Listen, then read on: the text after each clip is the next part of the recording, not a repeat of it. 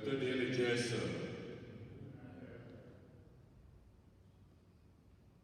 Igbo Catholic Community ji obi aṅụrị ekele ezinụlọ anyị niile na ndị ọbịa niile anyị na ha ga-achụ aja Maasị tata. Na aja nke Maasị tata, Nneka na Osi Ụfọndụ na ezinụlọ ya na-enye Chineke ekele, na-ayọkwa ngọzi ya na amara ya n'isi ụmụ ha Victor na Victoria Ụfọndụ, ndị Chineke tubere ugo mmụta a na-akwadokwa ịbanye nnukwu n'akwụkwọ yunivasiti. Emma na Anthony Ikebodo na ezinụlọ ha na-ayọ maka ihe ezinụlọ ha n'obi. Elias na Grace Ụgbọgụ na-enye Chineke ekele, na-ayọkwa ngọzi na amara ya n'isi nwa ha, isi ụmụ ha Kenechukwu na Amarachukwu Ụgbọgụ, ndị nke na-eleta mgbe eji were nwa ha were na-enyekwa Chineke ekele maka ugo mmụta etinyere ha. Ndị Legion of Mary na ayọ ka arụ ike na-abawanye n'etiti kọmuniti anyị niile. Anthony Ikebodo na-ayọ ka Francis Ụkwamedua ka ọdịmma nke ihe na ka o si na-abụọ ya nke ọ nọ na ya gbakee ọsịsọ. Bọni Ezechukwu na ezinụlọ ya na-ayọ maka ihe ezinụlọ ya bụ n'obi, na-ayọkwa maka mkpụrụ obi Basi Ezechukwu, Sylvester Ezechukwu na Elizabeth Ezechukwu. Anthony na Ịma Ikebodo na-enye Chineke ekele, na-ayọkwa amara ya na obibi ya n'isi Greg na Skọlọg Amaka, ka Chineke na-abawanye amara ya ebe ha na-edote ọkụ arọ na isii ha ji wee bụrụ di na nwunye. Greg na Skọlọg Amaka na-ayọ maka mkpụrụ obi Aloysius Ọgamaka na Cecilia Ọgamaka. Emilia Ọnụọra na-ayọ maka mkpụrụ obi Alphonsus Ọzọemena Ụgwọ.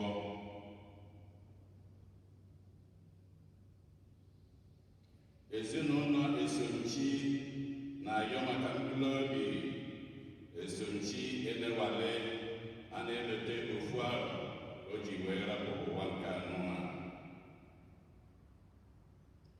Greg na Skọlọg Amaka na-ayọ maka mkpụrụ obi Nathaniel Nnadi na Angelina Nnadi.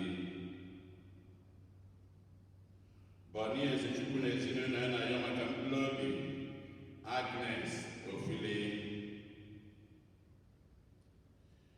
Greg na Skọlọg Amaka na-ayọ maka mkpụrụ obi Cyril Eberechukwu na Christiana Ngozi Egwumba.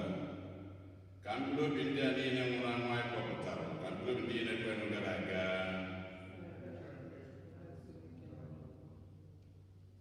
Onye isi nchụaja na aja nke Maasị tata bụ ụkọchukwu anyị Jude Umeobi. Kịta ka anyị were aṅụrị na okwukwe tiekọta ọnụ na ukwe.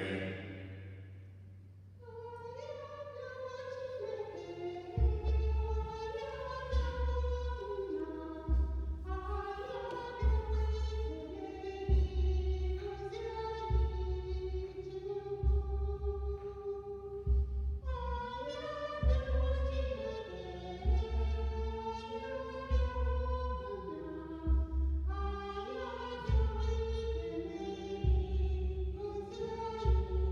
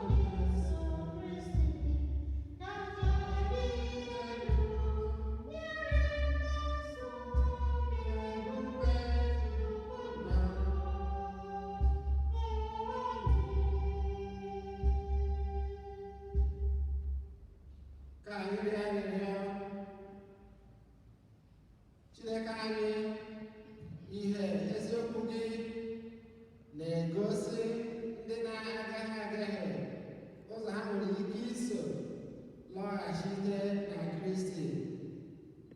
Biko mee ka ndị otu Kristi niile jụ ihe niile megidere okwukwe ha, kama ka ha soro ihe dum kwesịrị ya.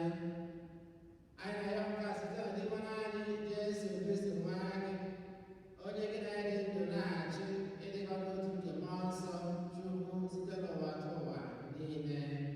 Amen.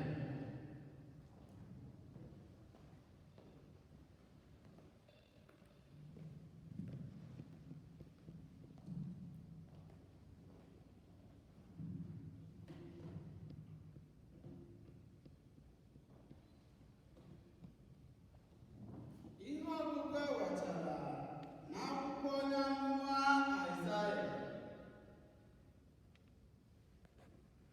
Onye nwe anyị kwuru sị,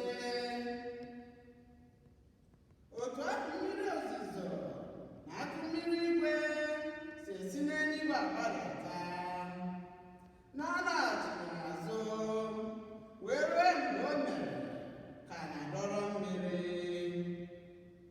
ka ọ ghọọ ala na-eme nri na-amịtakwa mkpụrụ akụkụ, nke onye na-amịtakwa mkpụrụ akụkụ, nke onye ọrụ ugbo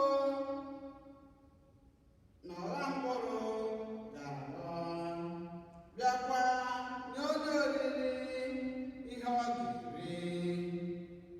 Otu ahụ kwa ka okwu m si n'ọnụ pụta dị. Ọ naghị agba aka alaghachikwute m, ma o bughị ụzọ mezuo ihe m chọrọ, bịakwa rụchaa ọrụ ahụ m zigara ya rụọ. Okwu nke osebụrụ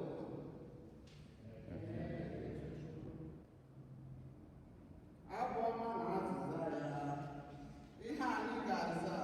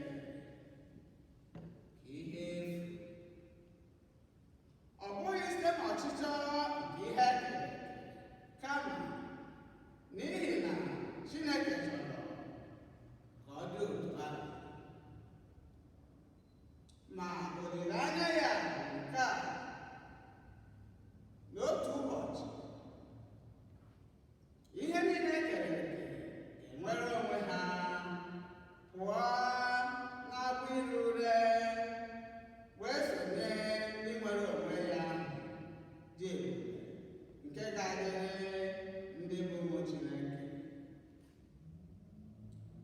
N'ihi na anyị ma ruo ugbu a ihe niile ekere eke jikọrọ ọnụ na-asụ ude dịka nwanyị ime na-eme. Ọ bụghị naanị ihe ekere eke,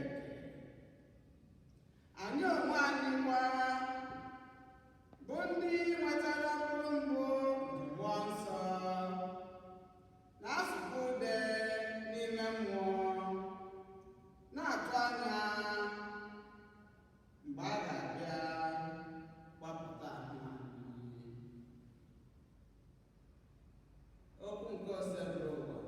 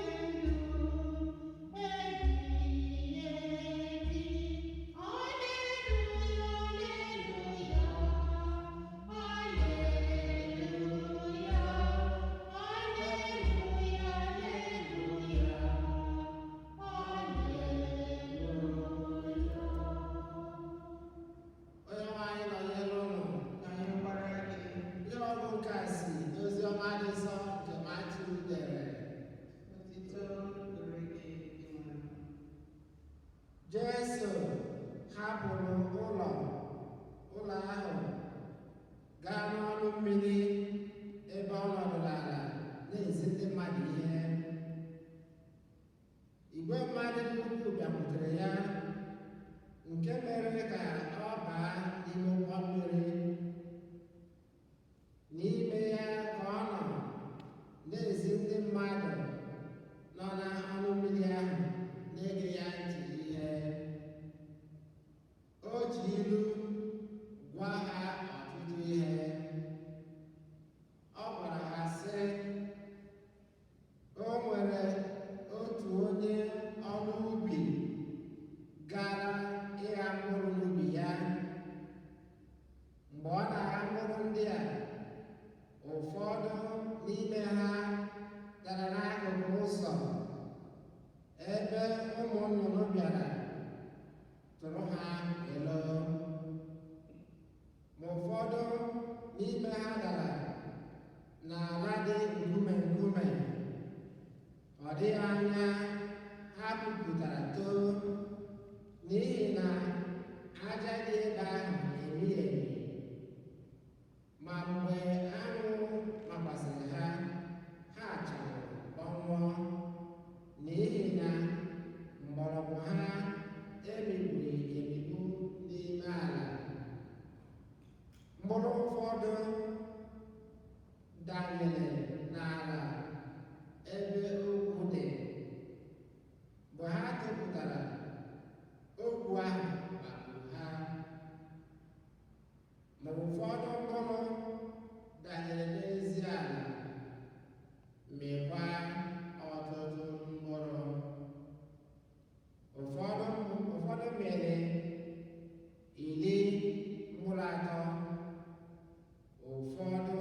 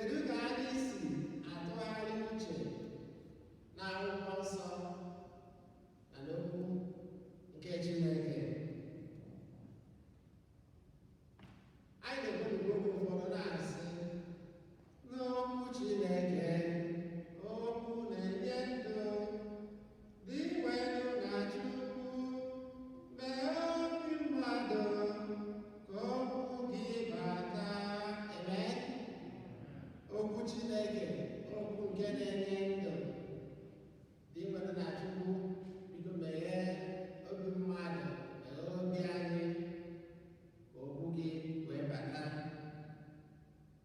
Ihe ọgụ nke mbụ nke si n'akwụkwọ onye nwa Aịzaya na-agwa anyị na okwu nke Chineke jupụtara n'ike.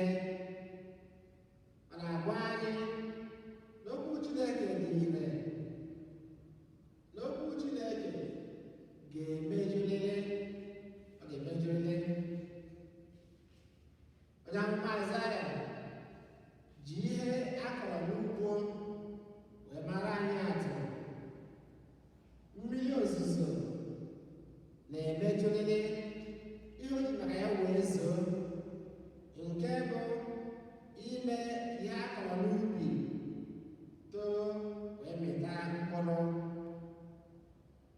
Etu a ka okwu nke Chineke na-esi emejulele ihe ji maka ya wee kwuo ya ma bụ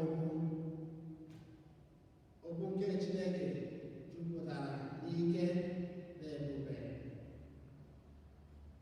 Akwụkwọ Nsọ gwara anyị na kama okwu nke Chineke agaghị emeju, kama yakwa ka eluigwe na ala gafee. Ịdị anyị na-agba anyị mba okwu nke Chineke dị, na okwu nke Chineke dị ire, kwesịkwazị ịtụkwasị obi. Ihe ọgụ nke abụọ nke si n'akwụkwọ ozi nke Pọl dị Asọ degara ndị Rom gwara anyị na okwu nke Chineke na-enyere anyị aka ịghọta ụwa nke anyị nọ n'ime ya. Okwu Chineke na-enyere anyị aka ịghọta ụwa nke anyị nọ n'ime ya. Ọ bụrụ na anyị ghọta ụwa nke anyị nọ n'ime ya, ọ ga-enyere anyị aka ịma ụdị ndụ anyị ga na-ebi n'ime ụwa, ụdị ndụ anyị ga na-ebi.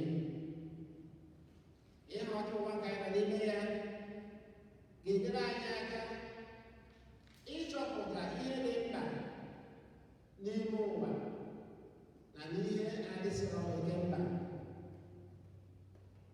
Pọl dị Asọ gwara anyị na ọ bụrụ na anyị aghọta ụwa nke anyị nọ n'ime ya, anyị ga-amatakwa nnukwu ebube nke Chineke ga-ekpughere anyị. Nnukwu ebube nke Chineke ga-enye anyị makarịrị afụfụ ọbụla ma ọ bụ ihe nsogbu ọbụla nke anyị nwere ike izute n'ime ụwa anụmanụ. Ihe ọ pụtara wee bụrụzie na anyị ga-ejisi ike hapụ inwe nkoropụ obi, ọkachasị mgbe anyị nọ n'ihe isi ike na mgbe anyị nọ n'ihe nsogbu nọ n'ọnwa.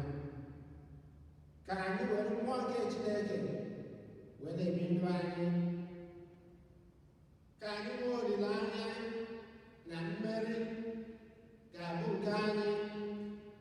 Mmeri ga-abụ nke ụmụ Chineke. Ka anyị nwee olileanya na Chineke ga-ebube anyị ịnwa abụbụ mmeri. N'ozi ọma nke Matiu nke anyị gụrụ, dị ịhụnanya Jesu Kristi jikwa ọmarịcha akụkọ maka onye ọrụ mkpụrụ, onye ọrụ ugbo na-agha mkpụrụ. O ji aka dị etu a kụziere anyị ezigbo nkụzi. Jesu na-agwa anyị ka anyị dozie obi anyị ọfụma, ka anyị dozie ndụ anyị ọfụma, ka okwu nke Chineke anyị na-anụ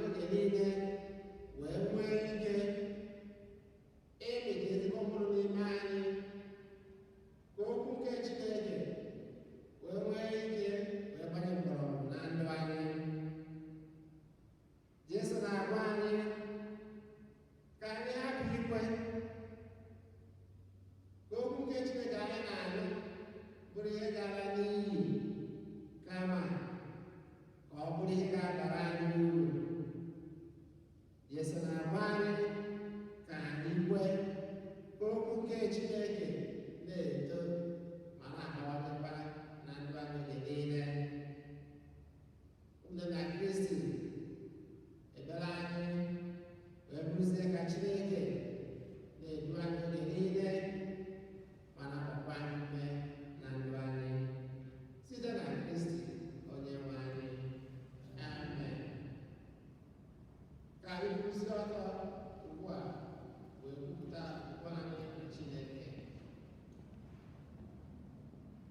Ekwe n'otu Chineke nna ji ike niile, onye mere eluigwe na ala, ihe dum a na-ahụ anya na ndị anaghị ahụ anya, ya na otu Onyenwe anyị Jesu Kristi, so otu nwa Chineke mụrụ, nna mụrụ tupu ụwa tụwalite, Chukwu si na Chukwu, ihe si n'ihe, ezi Chukwu si n'ezi Chukwu, a mụrụ ya mụọ ihe mere, ya na nna bụ otu ihe n'ihe ha ji bụrụ Chukwu, onye si na ya mee ihe dum, onye maka ihe anyị bụ mmadụ na maka ihe nzọpụta anyị si n'eluigwe gbadata, o were ahụ anyị narị site na mmụọ nsọ, ọ bụrụ mmadụ, abịa kpọkpọ ya n'oge dị anyị n'oge ọchịchị Pontius Pilate, ọ taa ahụhụ, ọ nwụọ, elie, ma o bilitere n'ụbọchị nke atọ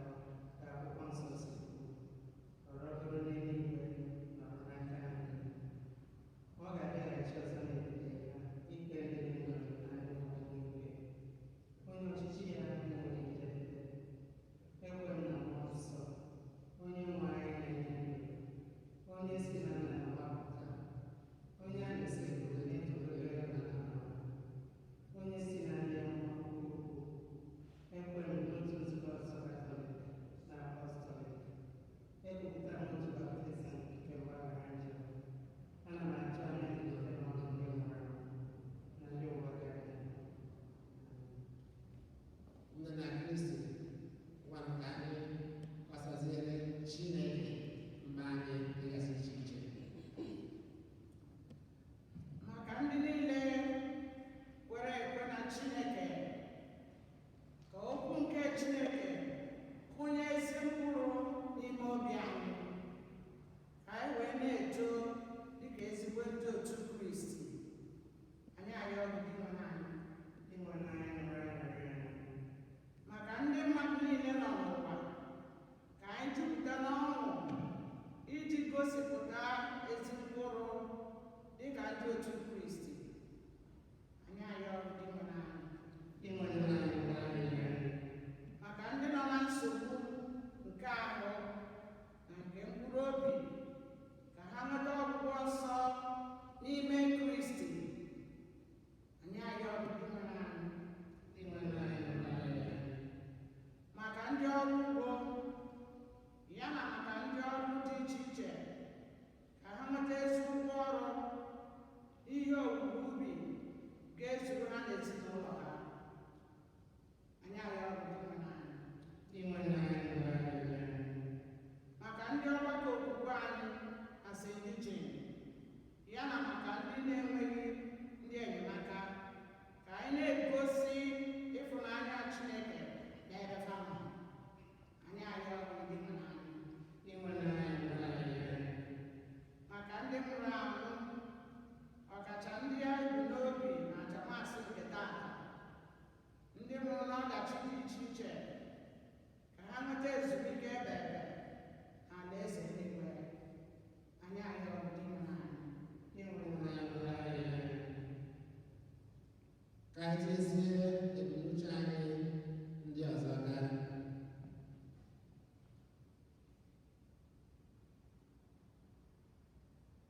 Chineke dike niile dị ebi ebi, anyị bụ ụmụ gị, eburugo mba anyị dị iche iche wee bịa n'ihu gị.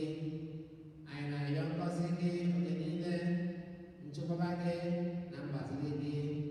Biko meela anyị karịa ka anyị pụrụ ịrịọ site na Kristi onye nwe anyị. Amen.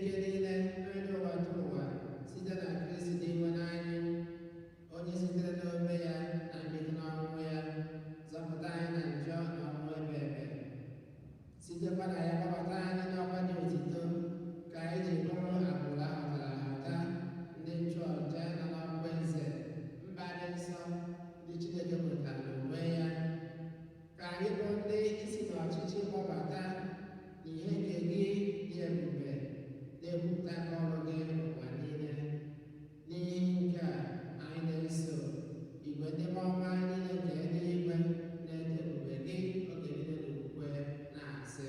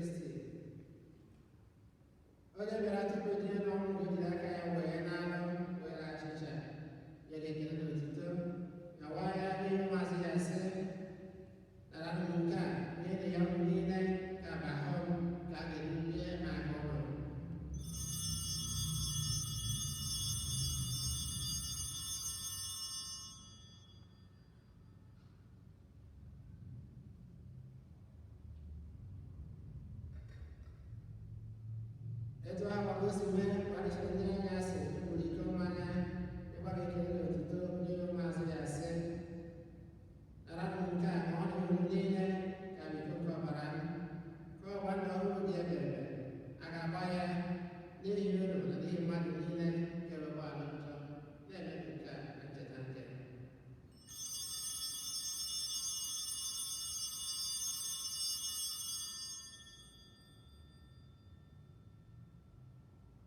Ka anyị kwupụta na ihe omume nke okwukwe anyị na-eme ugbu a.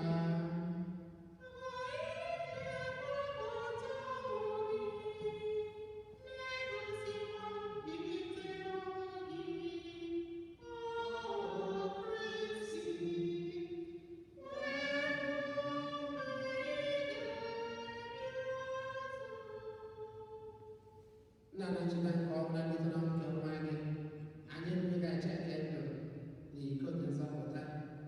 Anyị na-ekele gị n'ihi na ị kwere ka anyị dị mma n'ebi n'efe gị. Anyị ji ume a na-arịọ ka anyị bụ ndị na-anata n'ọbara nke Kristi bụrụ otu site na njikọ nke mmụọ nsọ. Nna, cheta nzukọ gị gasịrị ụwa niile, mee ka ịhụnanya gị jupụta ya. Gọzie popu anyị bụ Francis, bishọp anyị bụ Jose, na ndị ọka gị niile. Cheta ụmụnne anyị ndị ji okwukwe wee gaa n'ezumike nke ọnwụ.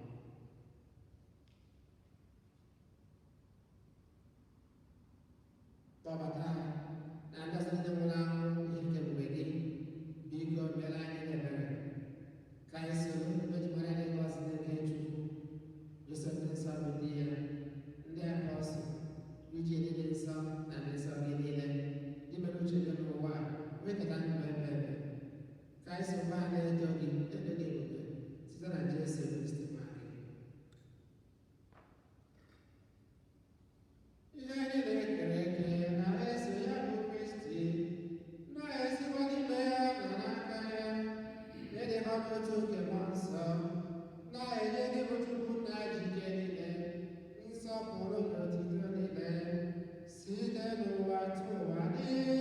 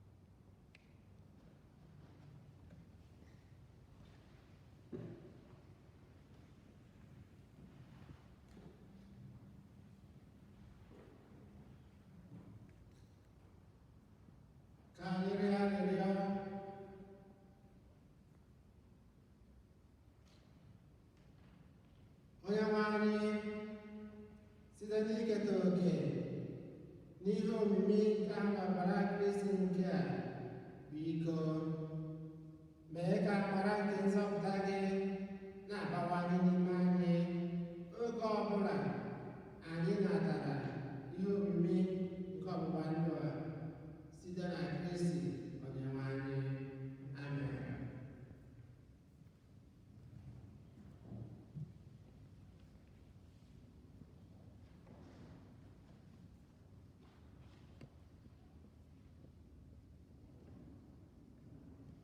Anyị nwere obere ọkụ na dịka anyị si ama ọkụ, anyị na-akwadokwa ebumnuche anyị bụ enweghị aka COVID-19 si wee gbadata ebe nwa anyị ebido bịa ụka etu esi were gwa anyị, mana etu ọka dị kịta anyị ga na-akwado nwayọọ nwayọọ, na-ege ntị, na-ekpe ekpere, na n'oge adịghị anya COVID-19 ya agbadatawazi, asị na ọ narago, anyị ejigakwa azụ n'uju ebe a. Ndị Igbo Amaka klaasị, unu ga-ebido ụbọchị ụka ọzọ July 19. Your class will start next Sunday, July 19, 9 a.m. to 10 a.m. on Zoom. So ndị Igbo Amaka class, July 19 ka klaasị ụnụ na Igbo ga-ebido, ọ ga-abụ na Zoom. N'izu ụka anụ anyị banyere, unu ga-enwetazi ozi gbasara ya. Ndị nne na nna, biko unu gee ntị, gba mbọ maka ya. Ofu onye otu anyị, ezinụlọ ya, John Abada, nne John bụ Justina Abada, rapụrụ n'izu ụka anụnwa gwụrụ agwụ. Nne ya Justina Abada, 99 years old, rapụrụ n'obodo ha Enugu Ukwu, Nigeria. Anyị malụ ka anyị si eme, ka anyị leta ha n'ekpere, ka anyị degoro ha site n'ịkpọ ha na fon, site na tekst, ma na email, n'ụzọ abụ n'ụzọ ebe anyị enweghị ike ijenwu ejenwu kịta. Ụzọ ọbụla anyị esi metụtalụ ha, ka anyị metụtalụ ha. Ụbọchị ụka ọzọ na-abịanụ bụ Third Sunday in July. Ọ bụ na ihe dị mma ka o si adịbu, ọ bụ na Third Sunday in July ka anyị na-eri oriri maka aga n'ihu, maka ụmụ Chineke nyere anyị, maka ahụike. We celebrate success. All the graduates in our community, ọ bụ ụbọchị ahụ ka anyị na-eri oriri, eme mmemme maka ha niile. Ọ bụ eziokwu na anyị ga-agbakọnata ọnụ n'ụlọ ụka ebe a ka anyị si eme, mana ezinụlọ anyị ka anyị dotie, ka anyị ghara ichezo ya ụbọchị ụka ọzọ July 19. Anyị were ohere a wee na-ekene mmadụ niile, ka anyị na-eti egwu uche anyị na-ekpere, na-ayọ Chineke na nnukwu ọya anụnwa bụ COVID-19 na n'oge adịghị anya, biko ka ọ nara anara nke ka nke, ka obodo anyị nke bụ ebe anyị si wee bịa ebe a, biko nna, etu o si eme ebe anụnwa ka ọ ghara iru etu ọnụ n'obodo anyị si ya wee fụta, maka na oyi egbubata ya. Ka anyị tinye ya n'ekpere onye ọbụla n'ime anyị, ka anyị na-ekele ezinụlọ niile na kọmuniti anyị, ka anyị na-ekelekwa nna anyị ukwu, onye isi kọmuniti ya anyị bụ Igbo Catholic Community, onye nke onye isi ụka anyị tata, Fada Jude Umobi. Ka anyị kụpụrụ ya aka. Daalụ.